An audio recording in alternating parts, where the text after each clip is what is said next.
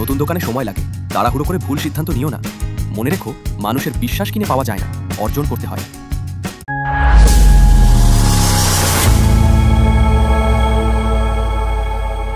শালবন গ্রামের বাজারে রমেশের ছোট্ট ভাত মাংসের হোটেলের খুব সুনাম ছিল।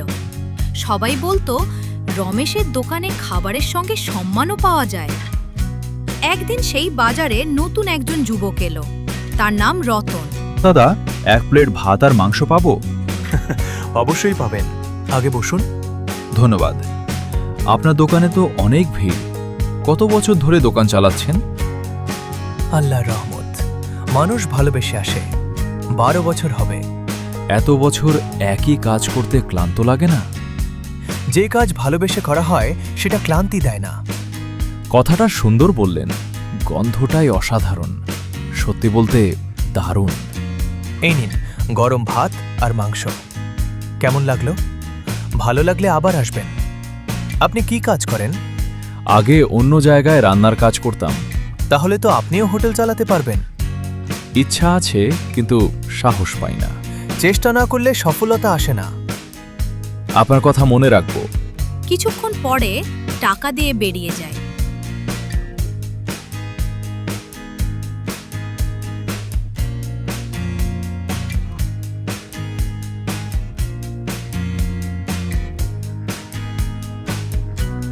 এই বাজারটা খারাপ না।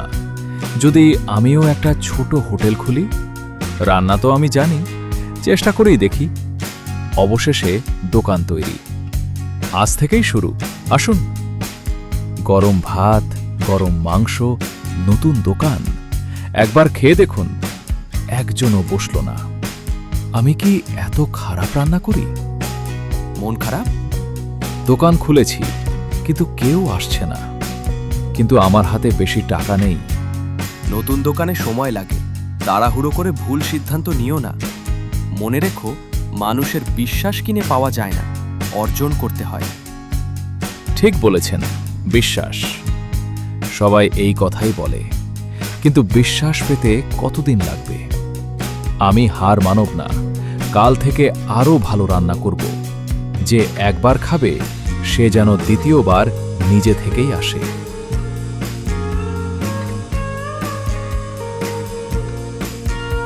আজ নতুন দিন, দেখি আজ কি হয়। আজ আমি নিজে বাজার থেকে সবচেয়ে ভালো মাংস কিনেছি। রান্নাতেও কোনো কমতি রাখব না। মশলাটা একটু কম হয়েছে, আর একটু দিই। এবার ঠিক আছে। আসুন, গরম গরম ভাত মাংস একবার খেয়ে দেখুন। বাবা, 1 প্লেট দাও। অবশ্যই কাকা। খাবার ভালো হয়েছে। হ্যাঁ, শুধু একটু ঝোল বেশি হলে আরো ভালো লাগতো।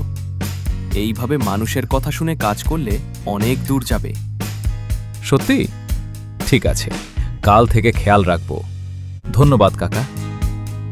দাদা, আজ রতনের দোকানে কয়েকজন লোক দেখলাম। তুমি খুশি? ও তো তোমার পাশেই দোকান খুলেছে। কিন্তু যদি তোমার ক্রেতা কমে যায়? খুব ভালো, অবশ্যই। বাজার সবার। মানুষ ভালো খাবার পেলে যেখানে ইচ্ছে যাবে। এতে রাগ করার কিছু নেই। কেমন চলছে? একটু একটু করে মানুষ আসছে। কাকা একটা পরামর্শ দিয়েছেন, ঝোল একটু বাড়াতে। এই তো ভালো খবর। খুব ভালো পরামর্শ। ব্যবসায় ক্রেতার মতামত খুব গুরুত্বপূর্ণ। এখন বুঝতে শিখছ। রাহুল, দেখছিস? রতন নিজের পরিশ্রমে এগিয়ে যাচ্ছে। পরিশ্রম কখনো বৃথা যায় না। আজ 5 জন মানুষ খেয়েছে। গতকালের চেয়ে অনেক ভালো। ধীরে ধীরে এগোচ্ছি। শুনেছি তুমি আগে বড় হোটেলে কাজ করতে।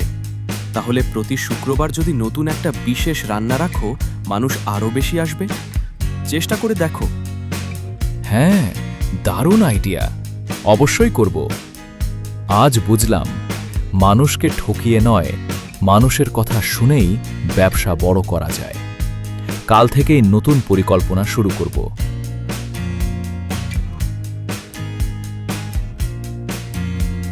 আজ শুক্রবার। আজ নতুন একটা রান্না করব।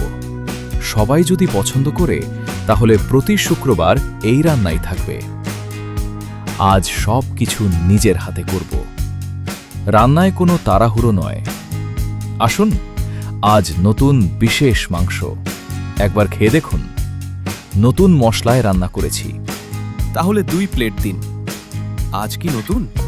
বাহ, আজ তো দারুণ হয়েছে। আমরা আবার আসব। সত্যি অনেক ভালো।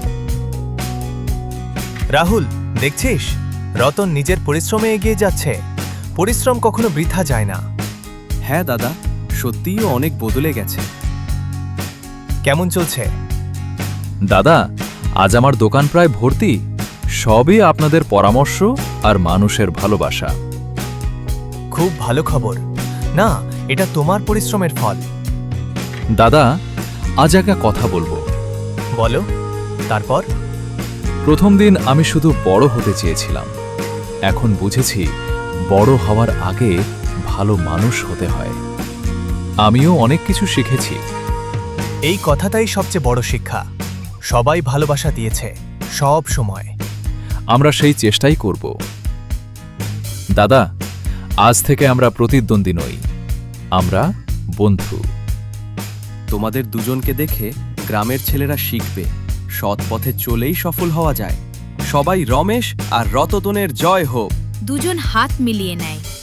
বাজারে সবাই হাততালি দেয়। সেই দিন থেকে রমেশ আর রতন একে অপরকে সাহায্য করে ব্যবসা চালাতে লাগলো। তাদের 2 দোকানে ভালো চলতে লাগলো। গ্রামের মানুষও বুঝে গেল সততা, ধৈর্য আর পরিশ্রমের কোনো বিকল্প নেই। নৈতিক শিক্ষা: সত্যিকারের সাফল্য আসে পরিশ্রম, সততা এবং মানুষের বিশ্বাস অর্জনের মাধ্যমে।